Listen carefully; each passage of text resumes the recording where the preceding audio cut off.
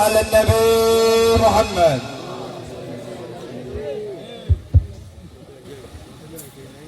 Kepada seluruh hadirin, sebelum saya mulai saya minta maaf karena saya tidak bisa lama, walaupun sedikit insya Allah bermanfaat.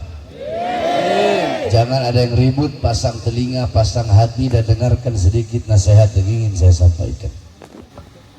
Assalamualaikum warahmatullahi wabarakatuh. Waalaikumsalam warahmatullahi wabarakatuh. Alhamdulillahil ahad, wassalatu wassalam ala man fis sama ismuhu Ahmad wa fil ardi ismuhu Muhammad wa ala alihi wa sahbihi wa ba'd. Yang saya cintai, yang saya muliakan para alim ulama, para habaib, para kiai, para asatid, para tokoh masyarakat, segenap aparat pemerintah, wabil khusus segenap panitia peringatan Maulid Nabi besar Muhammad beserta seluruh hadirin hadirat, bapak-bapak, ibu-ibu, khususnya para pemuda-pemudi umat baginda Nabi besar Muhammad yang selalu dimuliakan oleh Allah.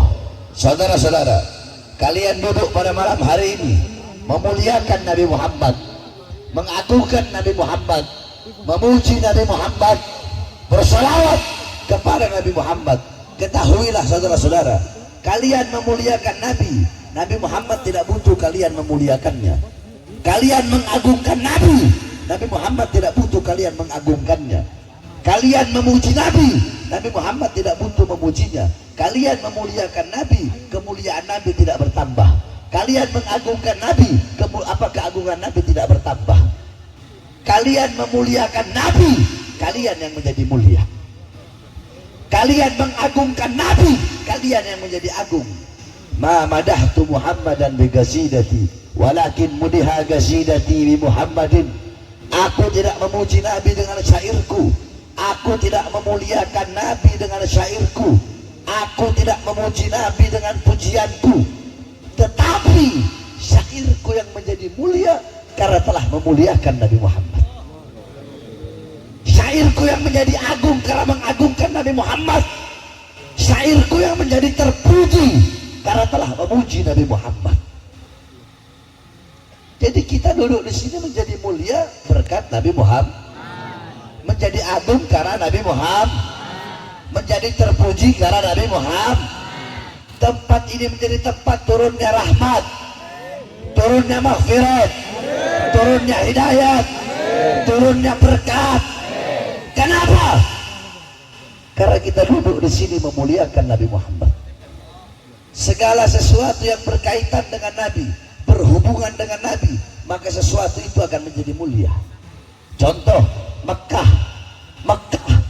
menjadi kota yang mulia, kota yang agung, kota yang dimana tiap hari turun 120 rahmat turun di Mekah.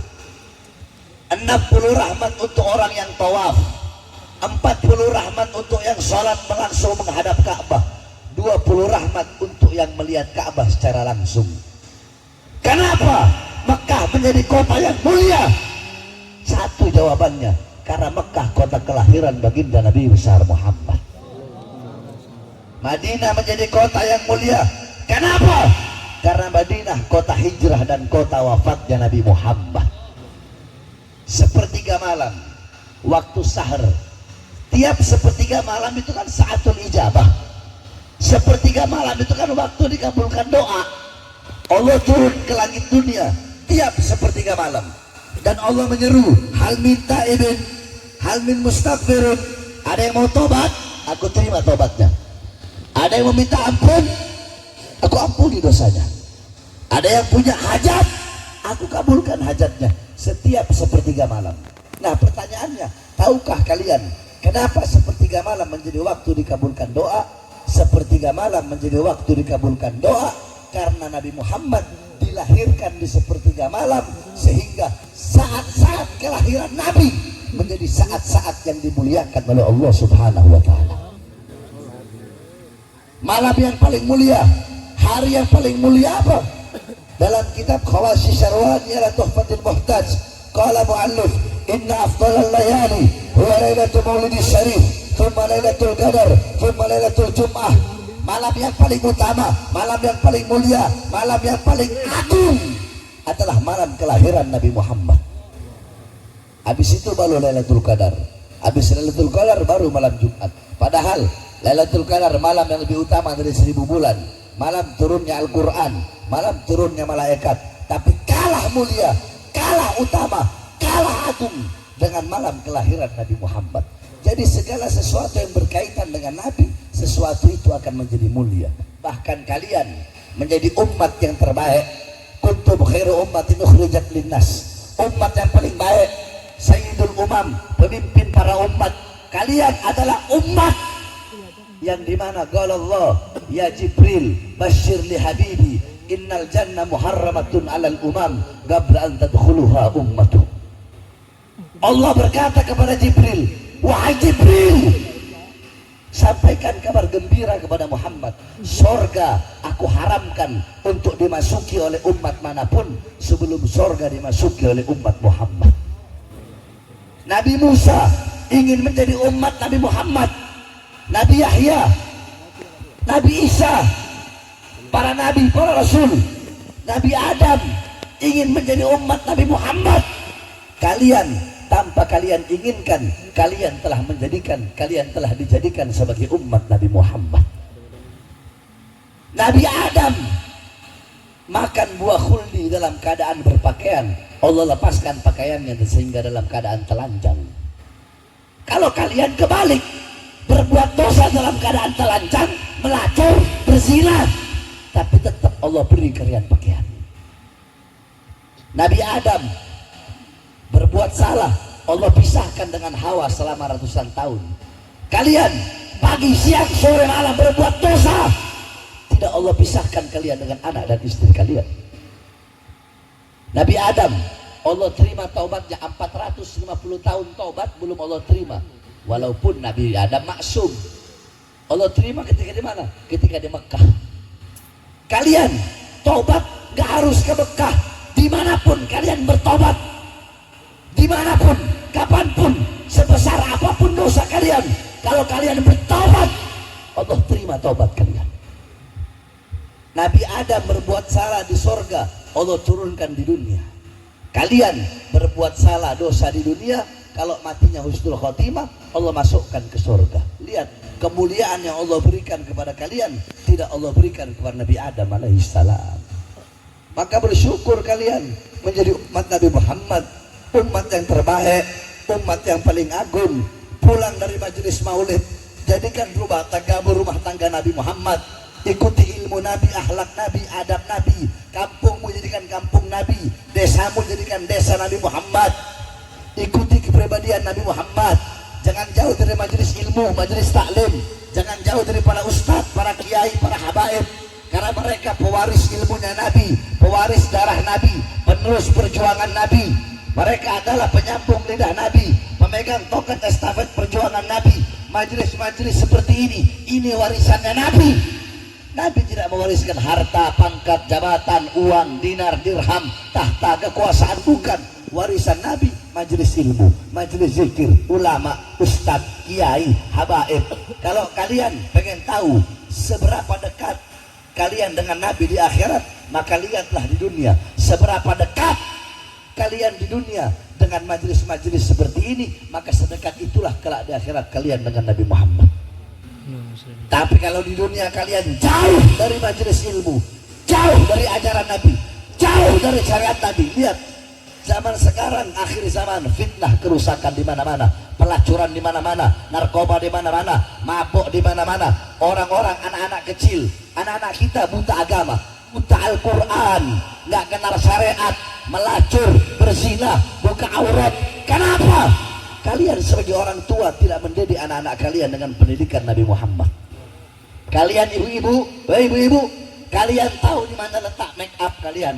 Kalian tahu di mana letak make up, di mana letak kasur, di mana letak kompor. Tapi kalian tidak tahu di mana letak anak-anak perempuan kalian ketika malam. Ayo ibu-ibu, saya tanya, Mas, permata, intan, berlian, uang, apakah kalian taruh di luar rumah? Ibu-ibu jawab. Ditaruh di mana? Lemari, dikunci. Kenapa nggak taruh di luar rumah? Kenapa? hilang, dicolong orang, dimaling, dirampok, emas, intan, permata, berlian, uang, kalian kunci rapat-rapat dalam lemari. Tetapi kenapa anak-anak perempuan kalian umbar seperti binatang?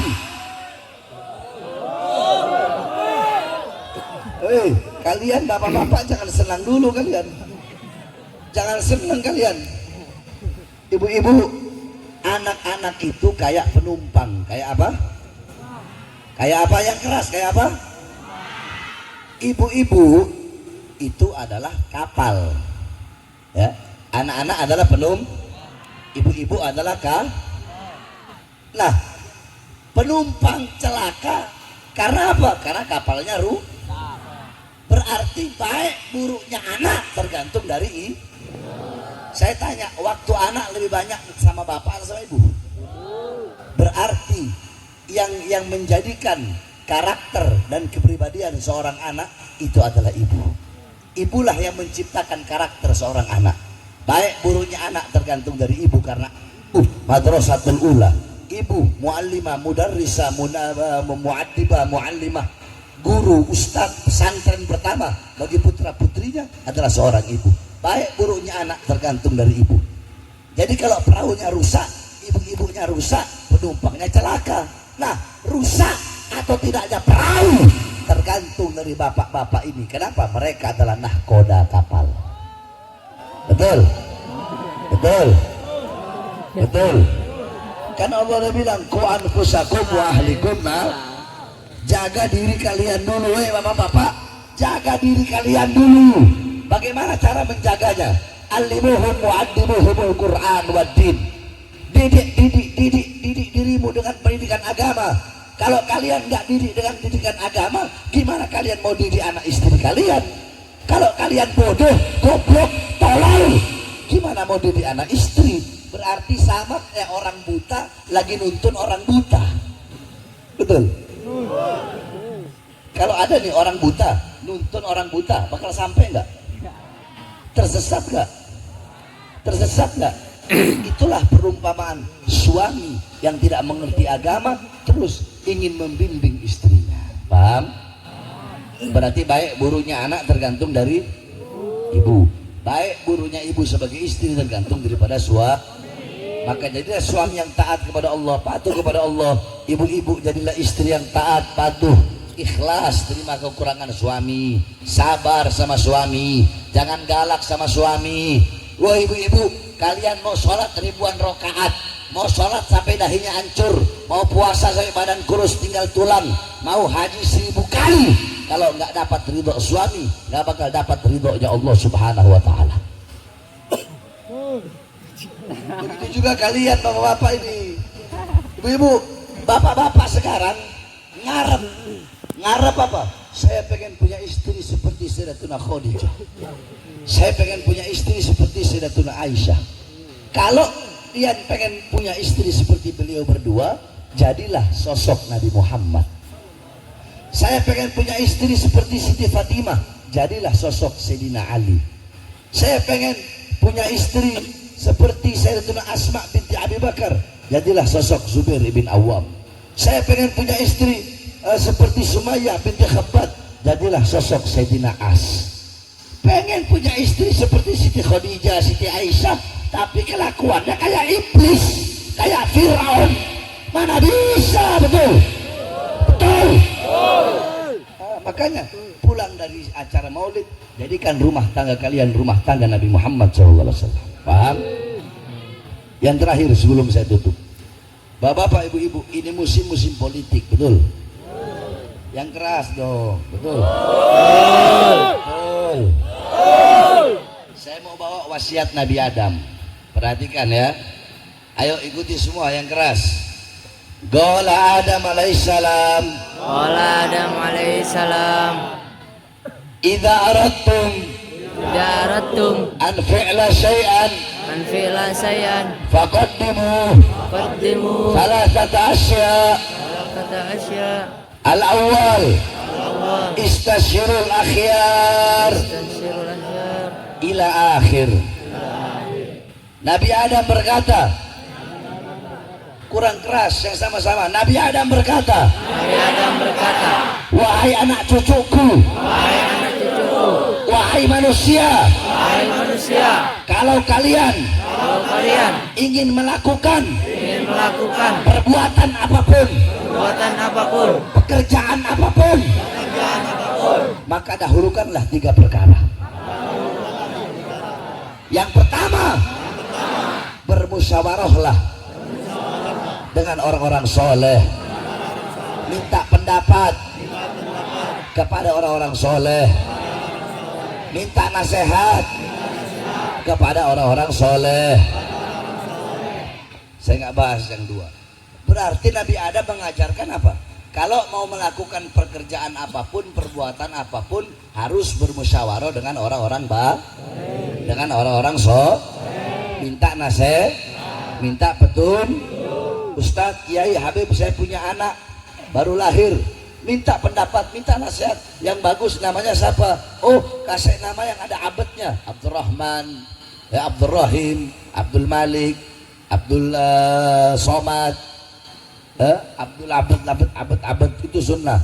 Oh, kasih nama-nama Nabi, Adam, Idris, Nuh, Syed, Ibrahim, Soleh, Yahya, Isa, itu sunnah. Terus kasih nama-nama sahabat, Abu Bakar, Umar, Utsman, Ali, Salman.